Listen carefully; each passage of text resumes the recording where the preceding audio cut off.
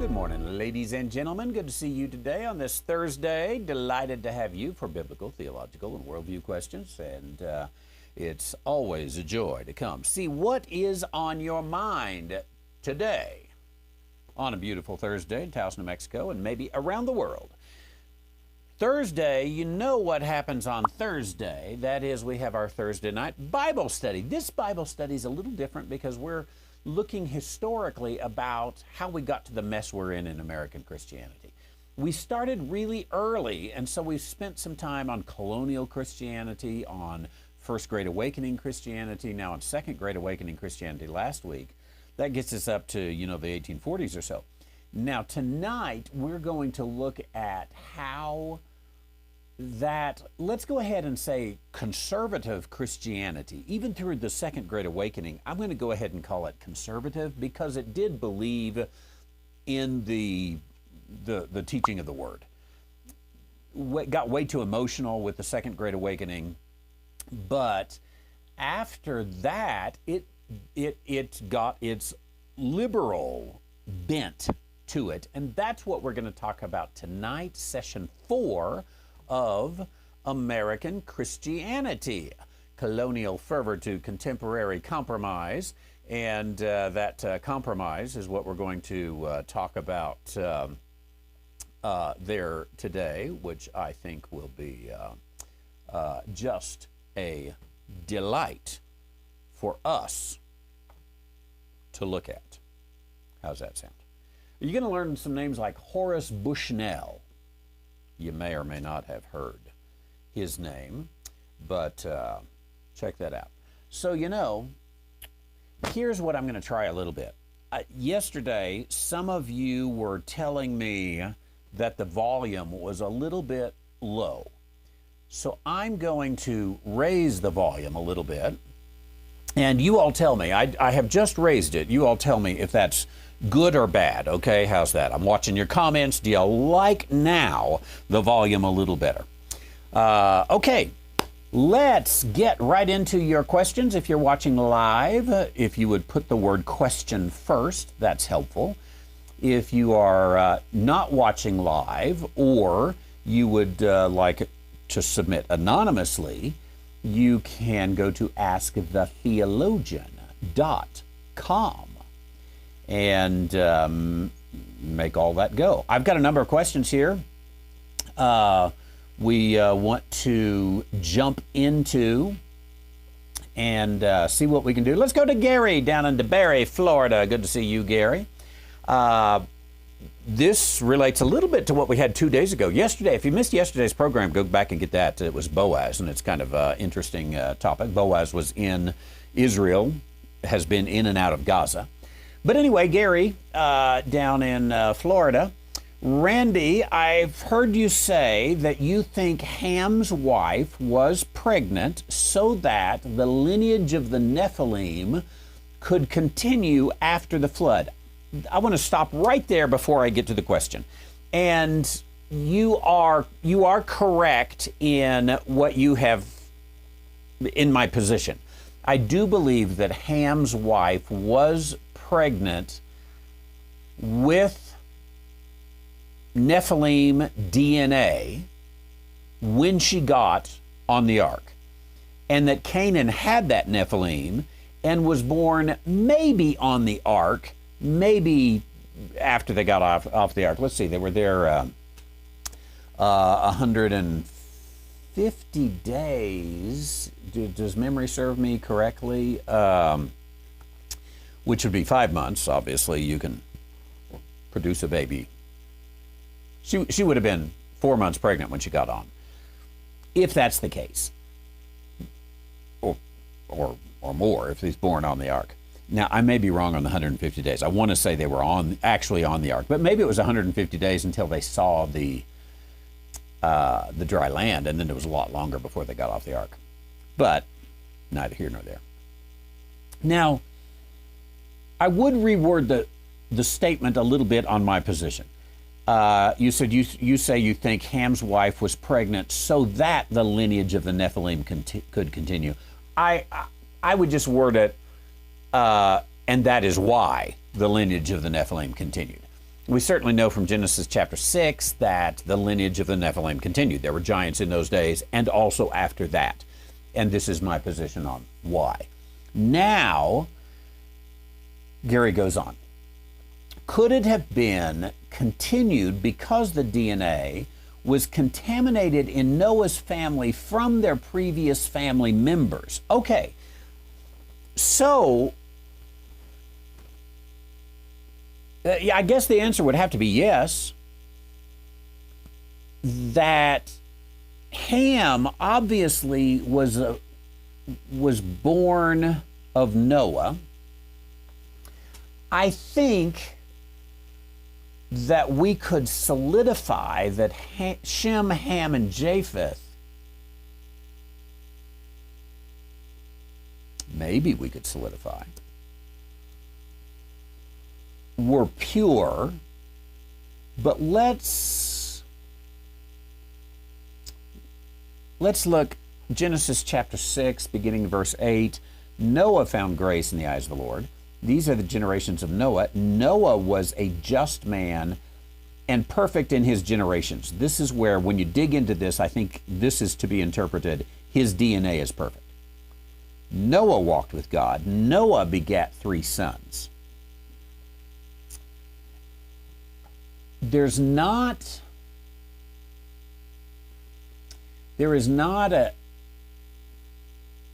anything to make you think at that point that Noah's wife was not perfect in her generations. So if you posit that Noah's wife had Nephilim within her, that obviously could continue the DNA problem. But that would continue it for everybody, which seemingly then wouldn't take care of the problem at all. In fact, it would solidify the problem. So I think somehow we have to narrow it down: Shem, Ham, and Japheth. Now, could you argue perhaps that Ham was born, let's say, illicitly, and that Noah wasn't the father of Ham, and yet that very clearly says something different there. Noah begat 3 sons. You know, in my book, I think I've got it right here, Tracing Cain, studying the biblical lineage of the line of Cain through the biblical lineage. I am going to pull that book up here, pull my manuscript up on this, and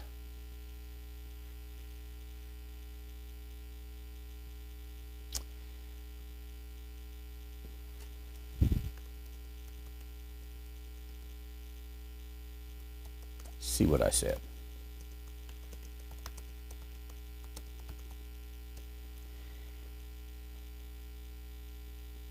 Doing a little search here. In Tracing Cain,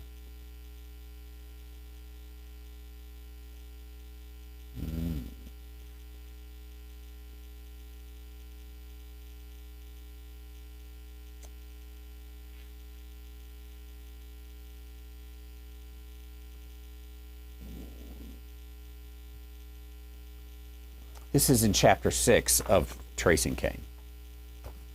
The Jewish theory. A common Jewish theory proposes that Naamah, daughter of Lamech and Zillah from Cain's lineage, was Noah's wife.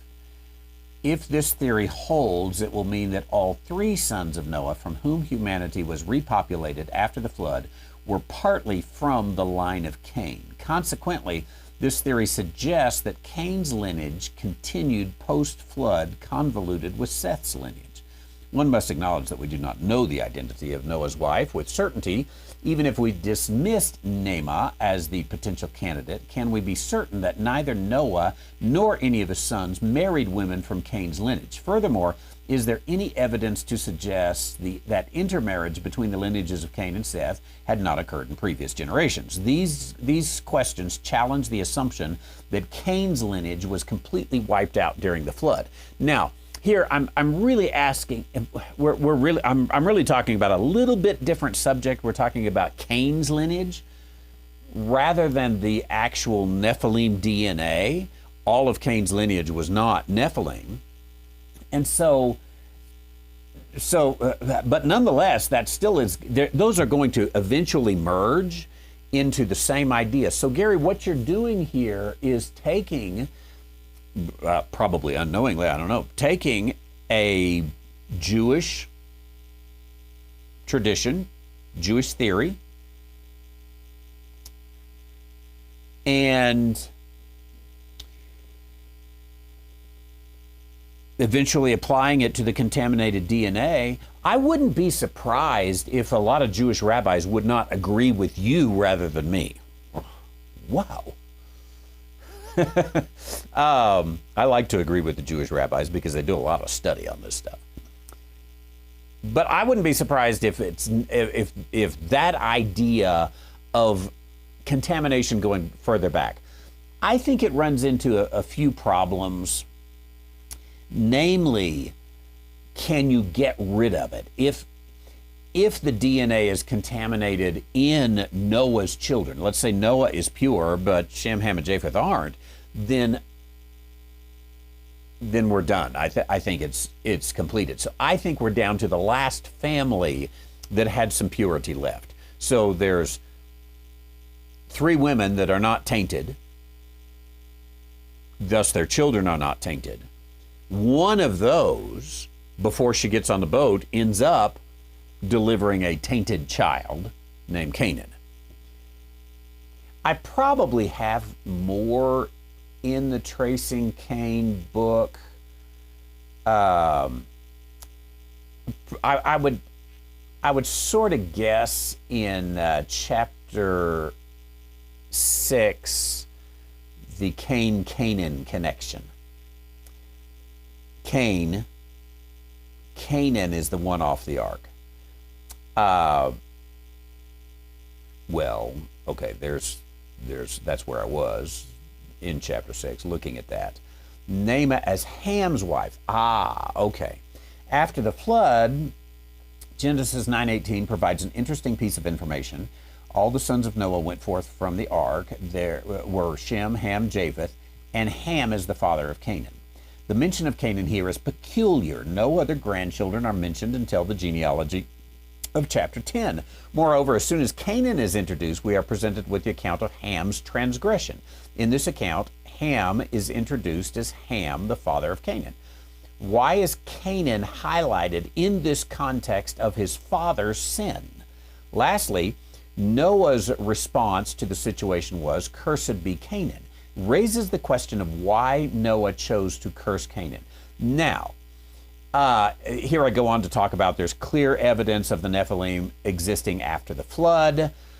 And where are they? In all instances, the Nephilim after the flood can be traced to the lineage of Canaan. And I give some examples there. Making a clear connection between Canaan and Nephilim is, as we have shown, quite straightforward given the genealogical accounts. And I go through that. Now, my conclusion, to jump to it, is that Naamah is not, according to the Jewish theory, is not Noah's wife. Naamah is Cain's wife. No, Naamah is Ham's wife, the mother of Canaan. So the Jewish rabbis and I are very close on this. Yet I think they just mistakenly got her married to Noah rather than getting her married to Ham. Yes, I remember saying in the series, now it'll come to me if I talk through it long enough. And I'm pretty good at that, don't you think, Luca? So he had this hearty amen immediately. I wasn't even done with the sentence. Yeah. If I talk through long enough, I can get to it. And I think that I used to say Ham's wife, we don't know her name, so we call her Mrs. Piggy. Miss Piggy. Well, it would have to be Mrs. by this time. But I'm kind of thinking we do know Ham's wife's name, and it was Naamah. Probably not pronouncing that in a Hebrew way. Excellent question. Thank you, Gary and DeBerry. Appreciate that. God bless you.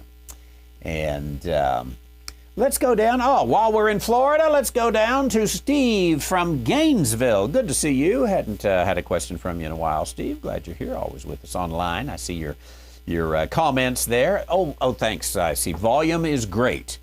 Volume is much better, not distorted. Thank you, Steve, who's on here live today. Appreciate that. Humming is still present, but not bad. Okay, we'll check that out. Thank you. There's a few other comments I probably should get into, but let's get to Steve down Gainesville, Florida. Good to see you on both my iPhone and my brand new 2024 iPad Pro. That's nice. Why do you suppose spell check is either so dumb or so anti-God? I'm going to stop right there. I'm going to read the rest of the question here. I'm going to get to it. But I'm going to go ahead and give a speculation. I think spell check is anti-God. I think there are some things that spell check, and this is true with some grammar check as well, will not let you say. You have to force it to say that. Honestly, I have found AI in this account to be better than spell check. Maybe it's just because they haven't filtered all those things out yet. But AI, at least you can tell it, I come from this perspective, I want to spell this way, or I want to say it this way. I don't want to do that you're trying to. So its default is kind of leftist.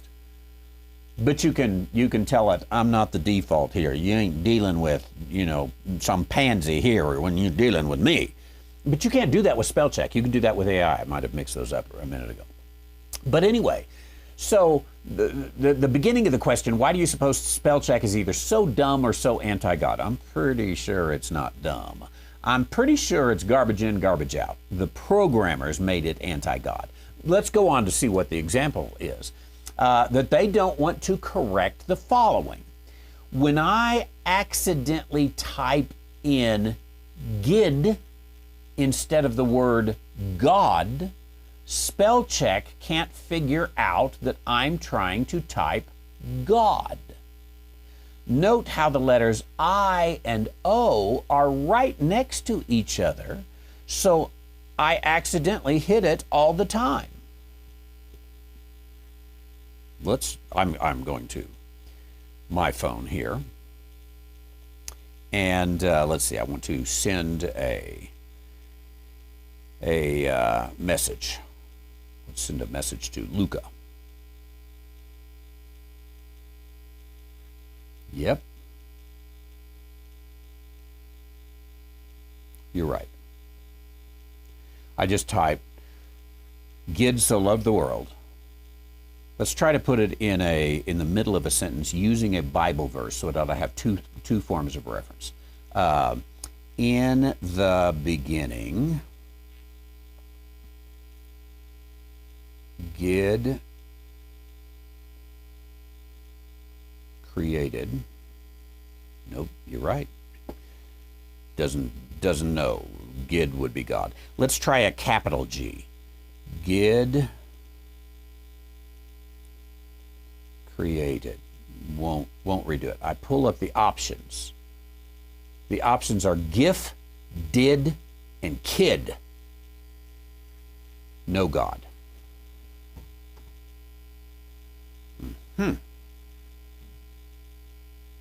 Luca, what do you think the chances are that spell check is just dumb? Slim.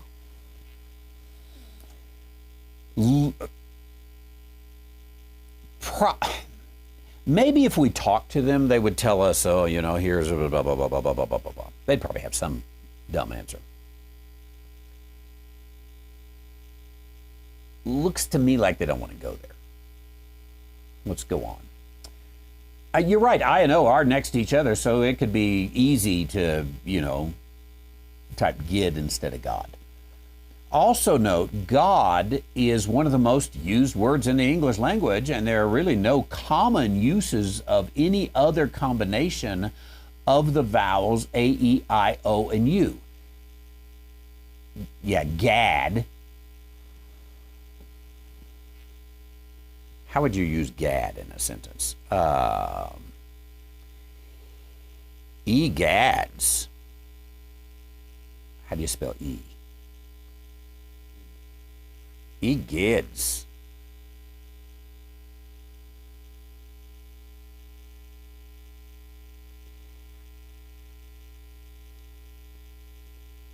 Yeah, you're right. Nobody says Gad.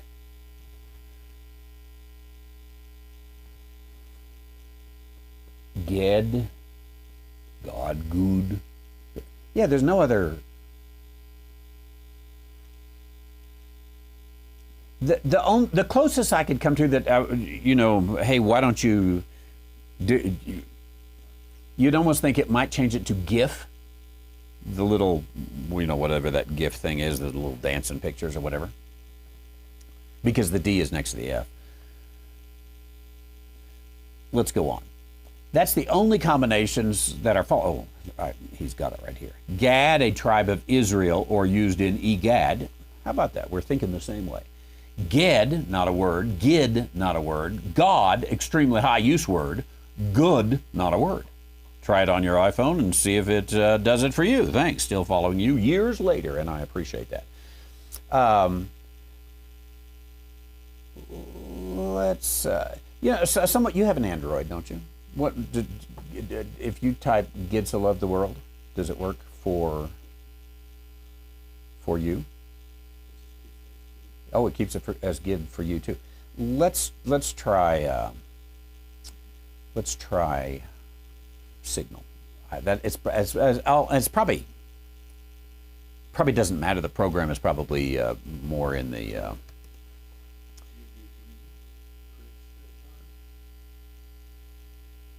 On the Android, GUD corrects to God.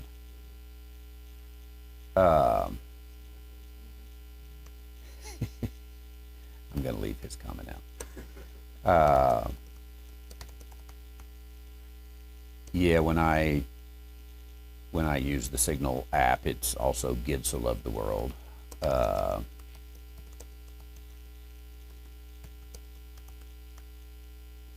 in the beginning, Gid created. You're right. I would say we probably have a case of not dumb at all. Let's try one more thing. Let's go to, no, I'm going to do this. I've got the Brave browser. I'm not going to use the Brave search engine. I'm going to use the AI search engine. In the beginning, Gid created the heavens. I'm going to stop right there and do that as a search. Okay, it brings up, in the beginning, God created. So it immediately did change it. That's a ChatGPT search engine. Let's go ahead and go to this little lizard fellow right here and use the actual Brave browser. In the beginning, Gid created the heavens. Showing results for in the beginning, God created the heavens. So it changed it. So it's obvious that contextually, the computer can handle this. But seems like they don't want it to handle that. Very interesting. I try to always give the benefit of the doubt. The one little piece of maybe thing I could put out there is to say there are some Jews, and it's a very slim population even of Jews, but some Jews who do not want to type the word God. Could they be saying, could someone have said, you know, we're going to cause some Hasidic Jew, they do use technology, some Hasidic Jew to type God, and they didn't mean to type God, and they're going to be mad at us, and so we're going to drop that. I don't know. Interesting. Thank you.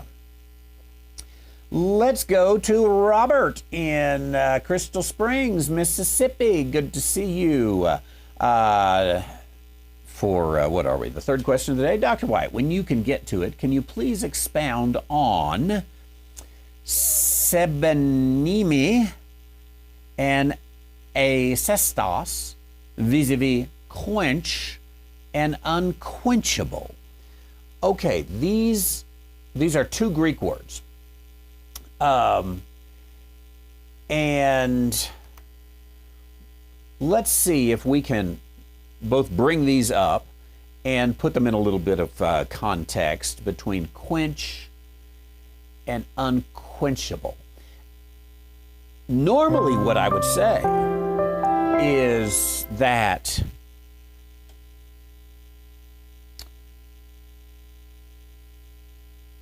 the unquenchable, with an A, asestos here, would be the same root as the quench. The A, the letter alpha, just negates it, so quench becomes unquenchable. But these appear to be different roots. So let's check this out. Let's try Ephesians. No, let's try First Thessalonians 5:19. Quench not the spirit.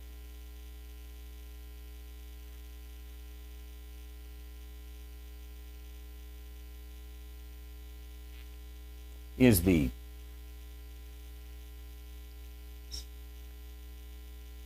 let me look at it in Greek letters and I can pronounce it better. Spedumai, actually, spedumai.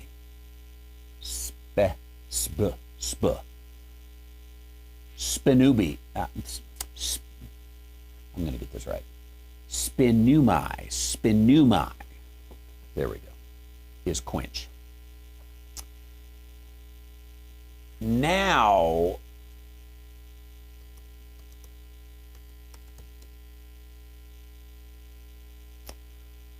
Luke 3:17.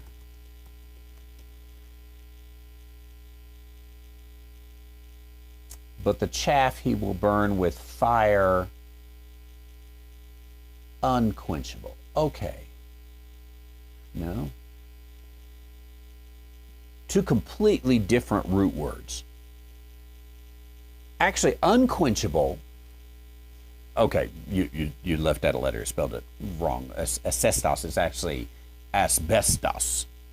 Believe it or not, we get the word asbestos from it. That stuff won't burn.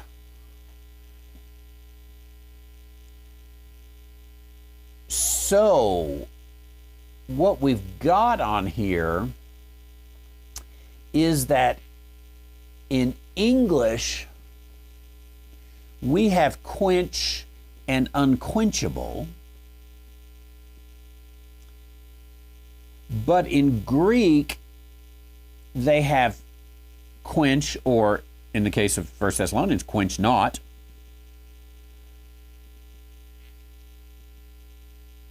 and unburnable.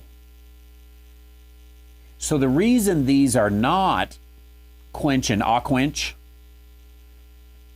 is because it only works in English. The unquenchable idea only works in English, not in Greek. But how would we say with fire asbesto?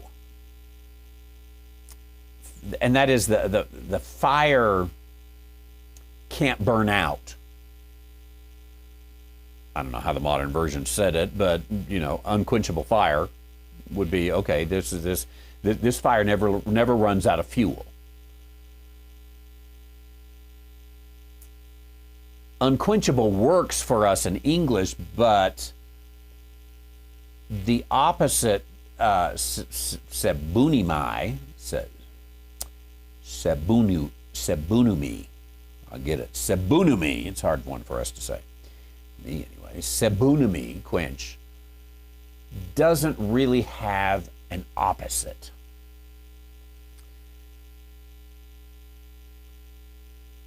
Is it possible? I'm not sure.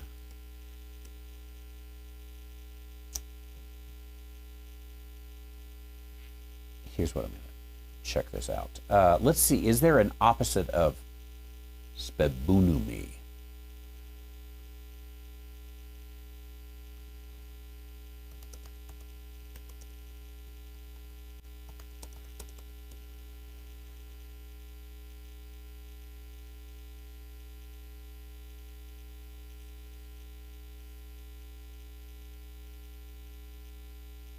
Yeah.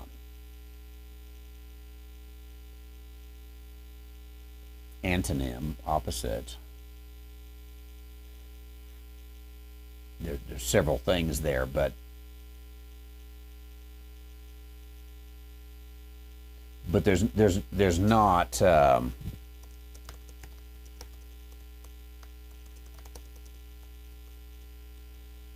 me see if it can just be negated with an alpha.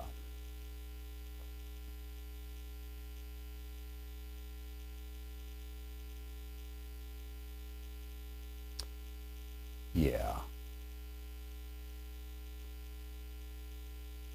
So this is one of those words you can't just put the alpha in front of it and negate it and bring that about. So it's an issue of, in English we have one word that fits in both places, quench, unquenchable, but we don't in Greek. So we have two different verbs, sabunami and asbestos, for quench and unquenchable.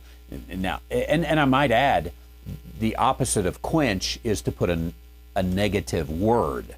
Don't quench. Even in English, I guess, we don't have a verb for that, I don't think. Do we have a verb for unquench? No, unquenched would be, can't be quenched. So I think, Robert, it's one of those terms that we have a challenge in bringing that about. Thank you. Gerard in the Netherlands has a remark. This view of Nema, as the wife of Noah is also stated in the extra biblical books such as Enoch, Jasher, and Jubilees. It's common Jewish religious teachings, religious knowledge and teachings. You're exactly right.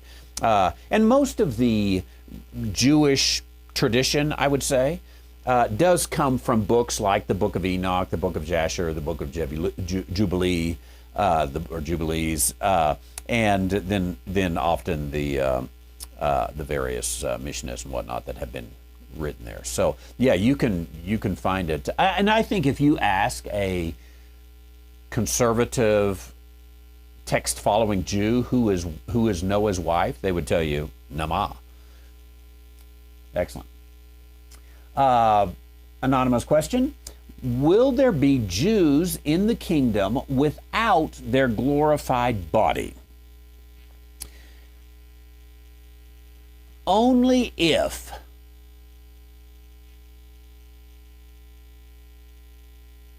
you could argue, we had this little discussion a bit the other day, only if you could argue that two glorified bodies can produce children and that those children do not have glorified bodies. that might not be so hard to argue as it sounds. In which case, they would be Jews. They're two glorified Jews that are married and producing children during the earthly kingdom. And remember, this was the idea was to restore all things. And part of this earth from the very beginning was offspring. So can you really argue all things are restored if there's no offspring? We're to restore all things, or the part of the kingdom is to restore all things. And God says it's not good for man to live alone. Is it good for man to live alone in the millennium? I think you can argue that the millennium has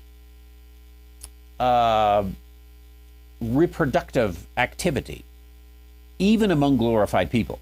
So if you can convince us that two glorified people have an unglorified offspring, which is not completely impossible to have that theory anyway. Obviously, we're not going to be able to prove anything. But if you have that theory, then yeah, there would be. But all the Jews entering into the kingdom, I think you have to argue there are no Jews without a glorified body. That flesh and blood cannot inherit the kingdom of God, and therefore we, Israel, all changed in a moment, and the corruptible has put on incorruption, and they do not have their glorified body. Now, I would have to say all of that is speculative, because we just don't have enough info. Now we see through a glass darkly. So what we have to do, I think, on this is say, hey, I want to build this theory. Don't be scared of a theory that you can't prove or can't disprove. Build it, try to get the best argument you can, try to have logical. I mean, God did give us a brain. He gave us ability to pursue some things. So when we don't have the full revelation, when we can only see through a glass darkly, I am not blessed by the fact that we should say, okay, well, we just don't know. That's all it is. So let's move on. Let's go have lunch. I think God has given us an inquisitive spirit, and we ought to follow through on that inquisitive spirit. So we don't. I don't think we should ever make dogma out of that stuff, that we just have an inquisitive spirit. But hey, inquiring minds want to know. So let's try to put together something. I think it's a good exercise. Try to get the best robust argument I can. Appreciate that. Let's go to Rhonda in Missouri. Man was created for God. There's several things here. That's the premise of the question, though, the assumption of the question. What we do is question the assumptions. Man was created for God. Sounds so standard. I don't see any reason to deny that. The crowning creation of God. So I'll go with it. Man was created for God. He told them to fill the earth, procreation. I think that's a good assumption as well. Adam saw in the animals that he did not have this. Yes. I don't know how this happened to be of the same topic. Woman was made for him to fill the earth. Yes. Angels were created to be messengers and administrators of God's will, etc.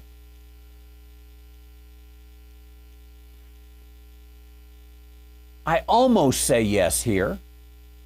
I'm 99.9% on a yes here.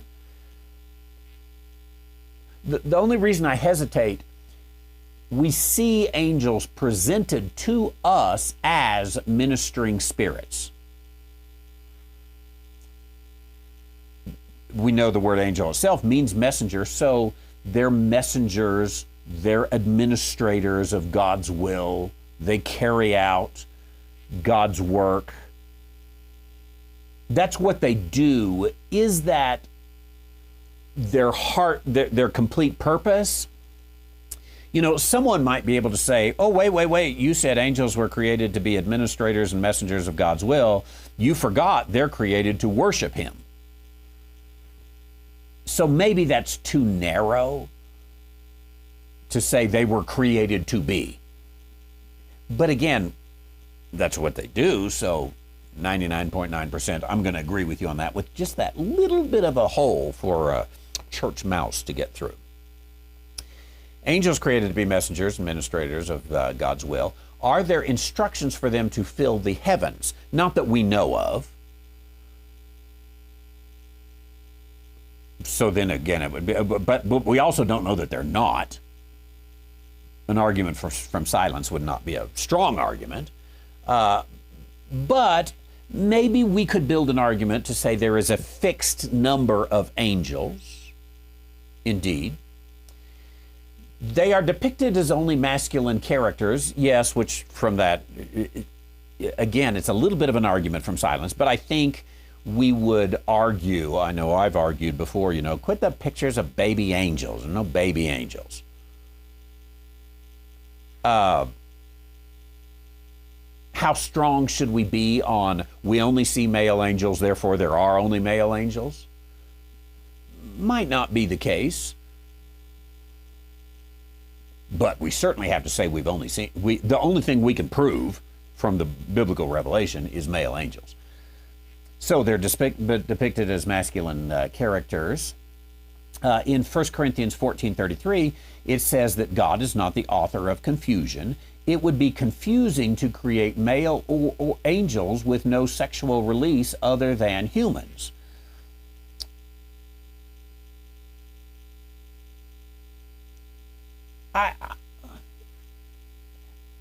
I'm not completely sure there, because we have to remember that these were fallen angels.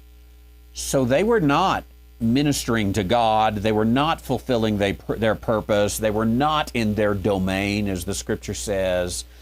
They were the author of confusion by rejecting God. So by rejecting God, then, are they able to reject all of God's plan? I think we would have to say, yeah, they are. Going on, humans cannot procreate with the other animals that God created, even though one particular one has been said to be like us. I think we're thinking of the monkeys there. But you're right, there is no, I mean, it's not just humans, it's animals can't cross one, what's the term, genus or species or something, you can have a labradoodle, but those are both canines. So you can come up with some weird things, but you're right, there's no cross procreation. But let me argue again, if we entertain angels unawares, I know the difference between a bear and a squirrel. Even, let's get something relatively the same size. I know the difference between a bear and a mountain lion.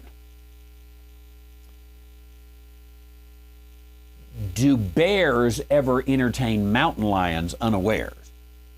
I don't think so. Even bears can say, we not compatible. You're different than I am. But if you can't, at least those in the book of Hebrews, can't distinguish between an angel and a human, could you argue that the difference is not so great that there can't be procreation? Could you argue that we've got a Labrador and a poodle? They can procreate with one another. And you got Labradoodles. That angels are so close to humans, or humans are so close to angels, that there is this possibility. I think you can't deny the argument. I think it's impossible to in a rock-solid way say, no, absolutely, there is no way. Now, if there was chapter and verse, then we could. So if we adopt all of the assumptions here, then there's a decent logical argument. But we would have to leave out the assumption of the fall of the angels.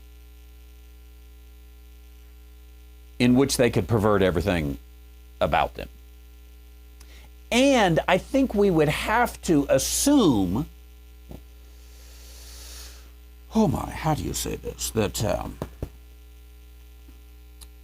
That these masculine angels are not so masculine after all.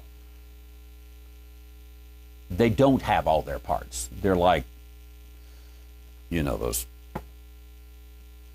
plastic dolls. What'd you say? Mannequin. They're mannequin. They look very masculine, but they can't.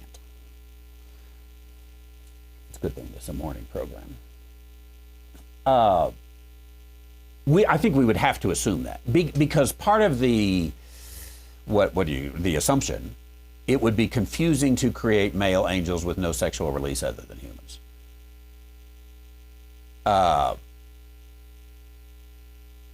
Is to say male angels are not really that male. And I think that's kind of a jump, kind of a stretch. So would angels have been given the ability, would angels have been given that ability? That leads to confusion, not peace, in my mind. But let's go with it. Let's say, okay, angels absolutely do not have the ability to procreate. Now we have to come up with something in Genesis chapter 6. And that creates confusion and not peace in my mind. To be able to take Genesis chapter 6 and come to it and say the sons of God, we won't take the time, but if we were, I think there is no way, period, highlight, emphatic, that you can say these sons of God are anything but angels. You would have to interpret the Bible from your own feelings rather than from the Scripture itself. Because every time B'nai Elohim is used, every time B'nai Elohim is used,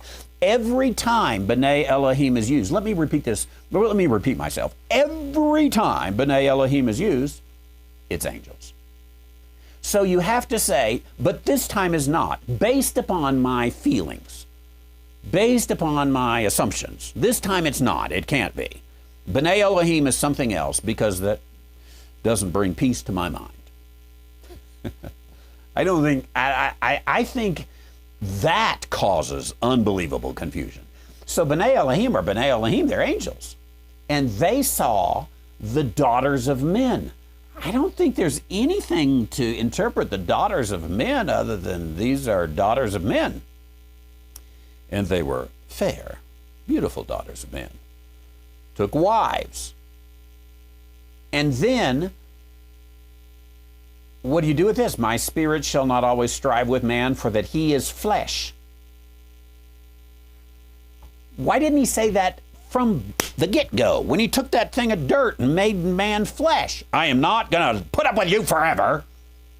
No, the issue was, these shouldn't be mixing. This is something that is not peaceful. It shouldn't be happening. And then what do we do with, there were giants? I think if we take a human view of sons of God here, so certain wonderful young men took yucky women, even though they were fair, they were ladies of the night. And when they had babies, it made giants. Under what kind of, what do you call it, genetics, do good people and bad people coming together and having children make giants?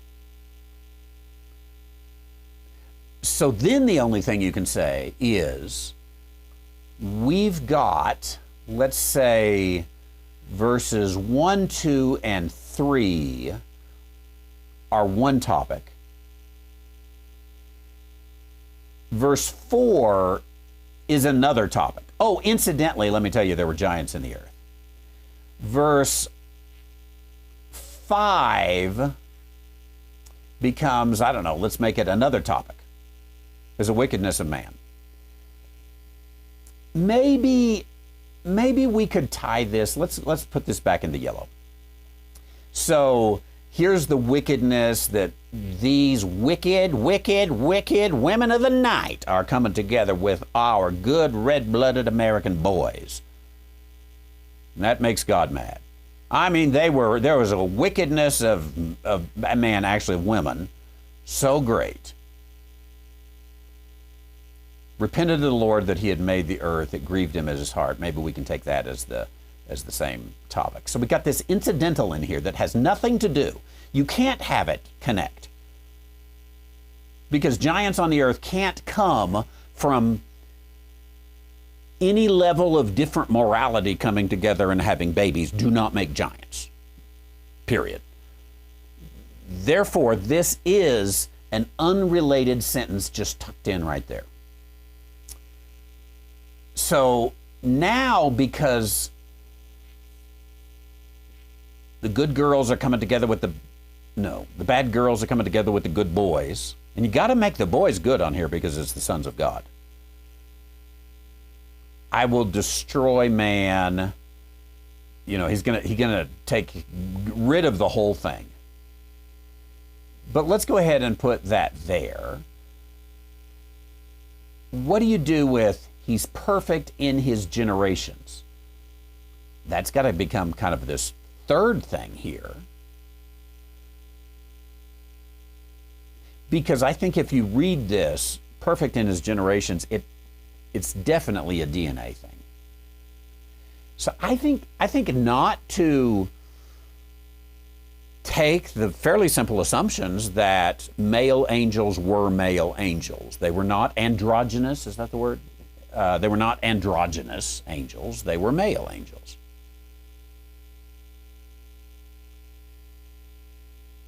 And that males can do what males can do. And that God, certain of those angels did not keep in their proper domain, is a much easier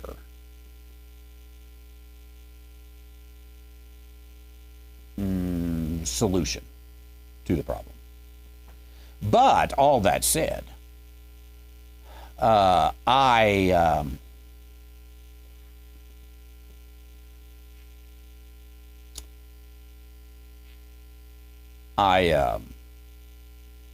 have not yet convinced everyone on this.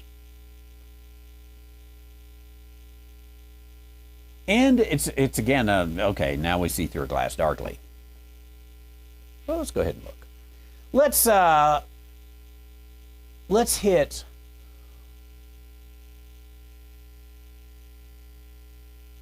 one more question here. Manny in San Antonio. Let's get Manny in.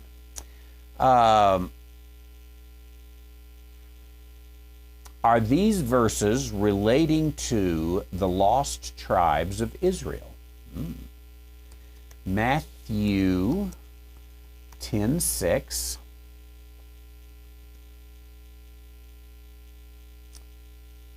Matthew 15:24. I'm going to bring all these up on the screen. And Luke 19:10.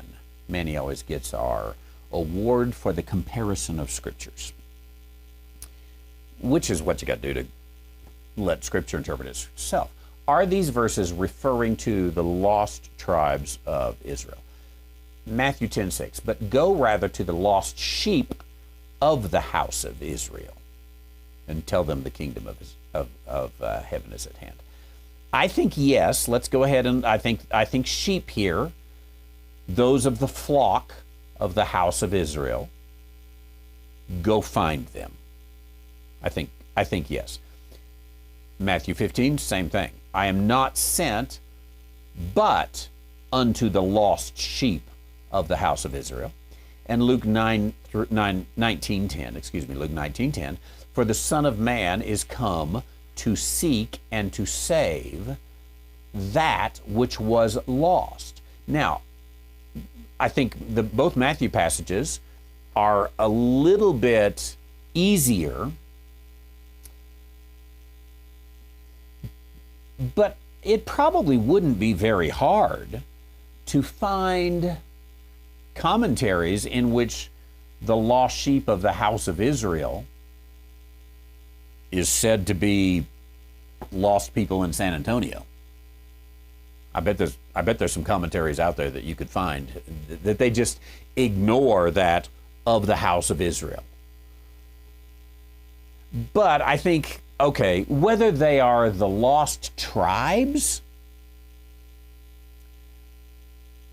or unbelievers in Israel, they don't believe in a coming Messiah, or they don't believe in, you could make one of those two arguments if you're going to take all the words. The lost sheep of the house of Israel. That's got to be somewhere under the Jewish realm. House of Israel is one of those, especially when it's used by house. We would want to double check this, but I think house of Israel is always going to be the 12 tribes. If it's just Israel by itself, sometimes Israel by itself is all-encompassing of Israel and Judah, the house of Israel and the house of Judah. But I think that specific, the house of Israel, probably we're going to have to go and say, okay, there's no place in the Bible in which that is used of the Jews in general. Let me just, I made the speculation. I just as well go ahead and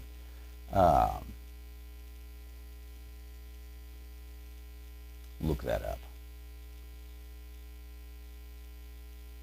Let me show you here. Oh, well, there's too many times for me to go through them. 152 times, house of Israel. You know, maybe, I guess you do have, say, Exodus 16:31, the first time it comes up, and the house of Israel called the name thereof manna. You don't have a divided kingdom by then, so maybe I have to back off on that house of Israel is always the northern tribes. If you go down to after the split of the kingdom, you've got, you know, the house of Israel and the men of Judah. The house of Israel shall possess them.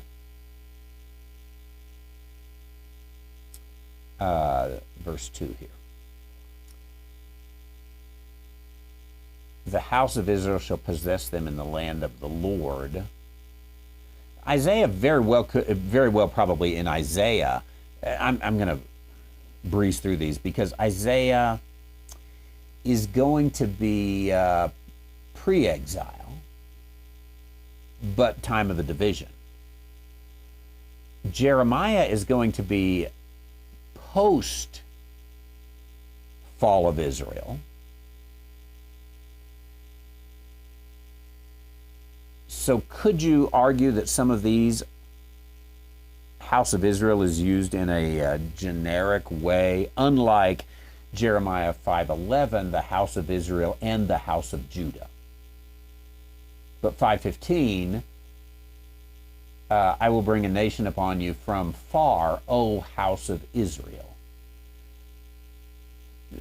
Maybe you can argue that house of Israel is used of Israel and Judah. The only reason I say this, these are two passages in Jeremiah 5.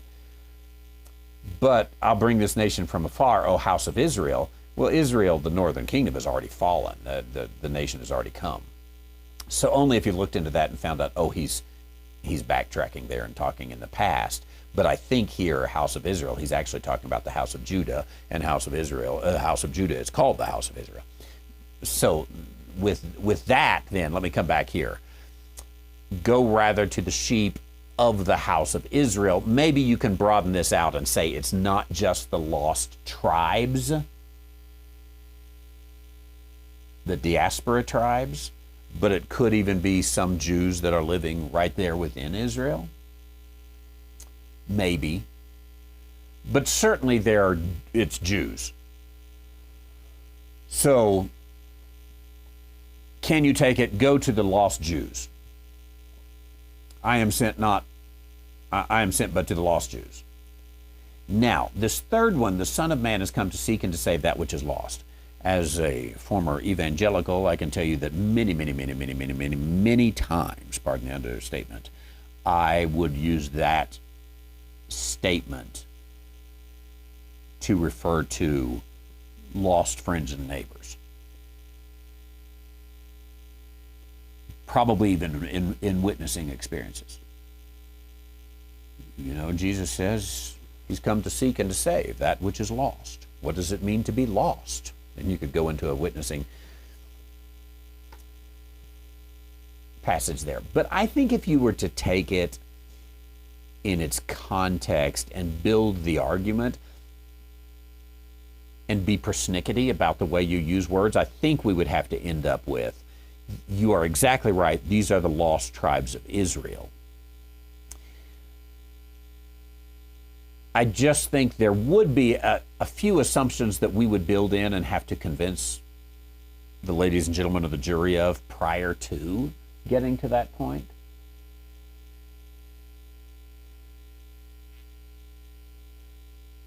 But I think that point is going to be, anyone who uses a great deal of logic, that's the point they're going to get to. Thanks, Manny, our San Antonio friend.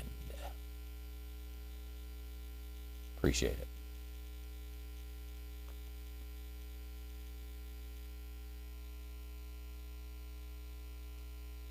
Thank you, thank you. Out of time. Gerard says the common Jewish teaching is that Ham had incest with his mother, Naamah, from which came Canaan. Okay, now that still makes Naamah the mother of Canaan. So maybe I and the Jewish rabbis are closer than we thought. I tell you what, I need to tell you now, there is a possibility, I don't know yet, there is a possibility that I'm not going to be on tomorrow. So I'm going to go ahead and take one more question.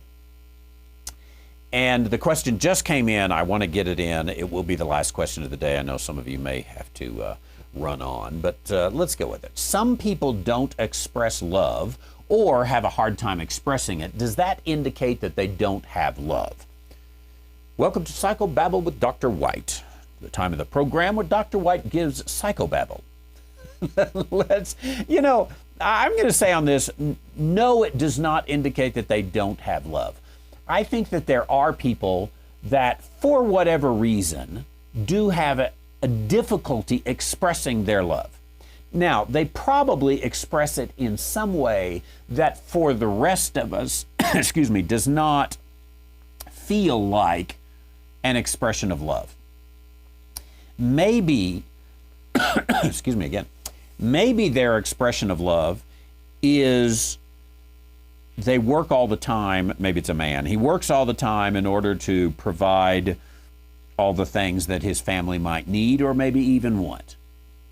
And yet he's gruff, he's driven, he's not tender-hearted. The things that we associate with the expression of love are just an expression of love. They are not love themselves.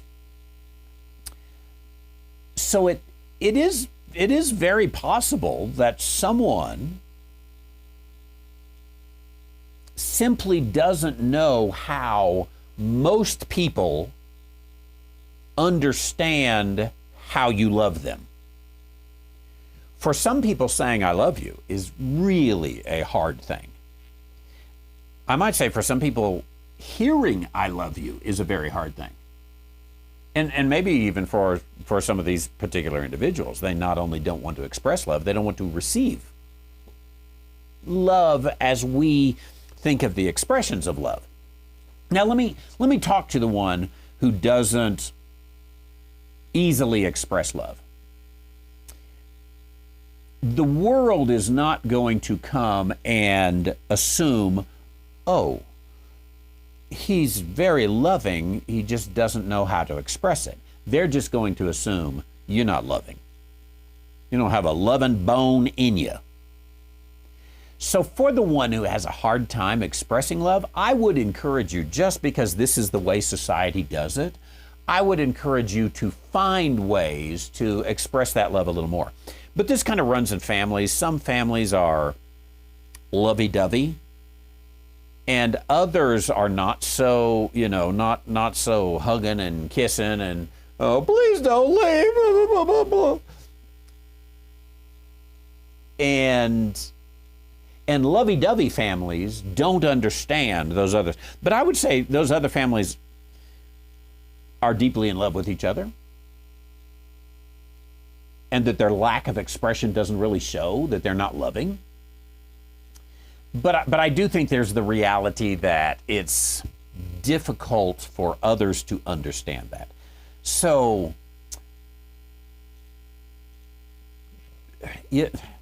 there's a restaurant in town. I don't know the owner, but I've been there several times, and he is a grump. He will complain and grouch at you. I mean, you're the customer, and he's, well, I can't believe you. I always tell people, go eat there. It's really good food. And have fun with the grouch. That's his love language. That's the way he's expressing. But a lot of people won't go there. He is such a grump, I don't know how he stays in business. So if you have a hard time expressing your love other than through being grumpy, other people are going to misunderstand you. And you don't want other people to misunderstand you. So work on that a little bit for those who don't know how to carry that out. There you go. Gerard brings out a cultural thing. He says, love with a stiff upper lip, the Dutch-British way, as he says from the Netherlands. Yeah, I think there's some cultural things that even vary from one family to another family in what's done. And I don't think there's only a particular way to be loving, to express that. I just think we have to be cognizant of the fact that other people are going to interpret it sometimes in ways that don't seem very loving. Do you remember Fiddler on the Roof? And Tevye and what's her name? Golda? Am I just using a stereotype there, or is that her name? And they had been married for 25 years. And they sang that song, do you love me? Do I love you? You remember, I'm going to call her Golda because I can't remember her name. Someone correct me if I... So Tevye, the husband, asks, after 25 years, do you love me? And her answer is something like, I wish I could remember the words exactly, but something like, I mend your clothes, I cook your meals, I raise your children, I blah, blah, blah, blah, blah, blah, blah, I do all this. What do you mean, do I love you? It wasn't a really very tender-hearted moment there.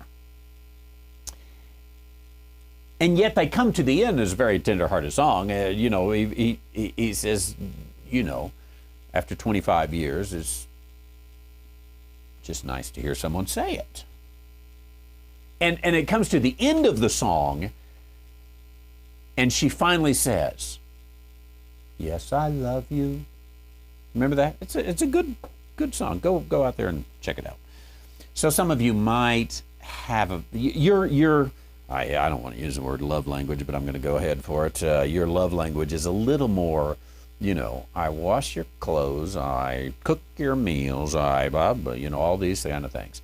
Of course I love you. Oh, Cliff never got around to watching Fiddler on the Roof. I think it's 3 hours well spent.